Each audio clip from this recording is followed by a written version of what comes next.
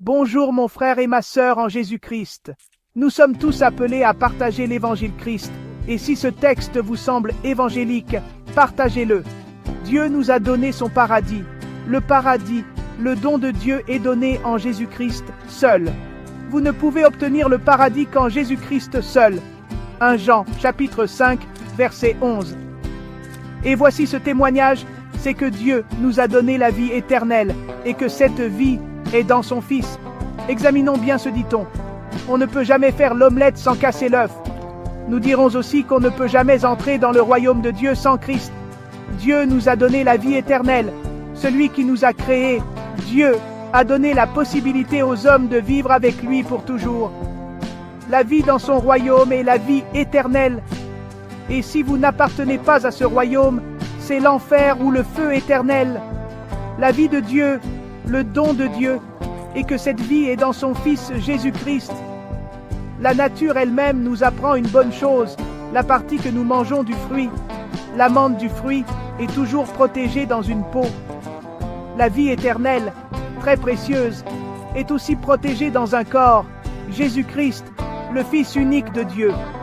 Ne nous trompons plus, Dieu nous a donné la possibilité de vivre dans son royaume, et que la vie dans son paradis est cachée dans son Fils. Avant toute chose, pour avoir le paradis, vous devez accepter Jésus-Christ, le Fils de Dieu. 1 Jean chapitre 5, verset 12. Celui qui a le Fils a la vie.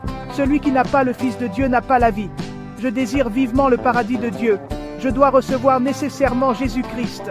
J'ai souvent pensé à une chose, un homme voit ses confrères manger l'amande du coco vert, et il désire en manger lui aussi, et on lui donne un coco vert entier. Une chose étonnante, c'est qu'il refuse de prendre le coco vert en entier, pour jouir de ce que le coco vert contient. Est-ce que notre ami peut manger l'amande? Peut-être sa soif et sa faim vont le conduire à la mort. Dieu nous a donné la vie éternelle, et cette vie est cachée en Jésus-Christ. Celui qui accepte Jésus-Christ a la vie de Dieu. Celui qui refuse Jésus-Christ n'a pas la vie que Dieu nous a donnée. Que la vie éternelle soit dans le présent, ou dans l'avenir, ou au ciel ou sur la terre, nous vous demandons de croire d'abord en Jésus-Christ. Le reste, Dieu lui-même va s'en occuper pour nous.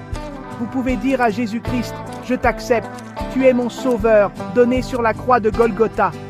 Jean chapitre 3, verset 36. Celui qui croit au Fils a la vie éternelle. Celui qui ne croit pas au Fils ne verra point la vie, mais la colère de Dieu demeure sur lui. La colère de Dieu n'est pas souhaitée à vous.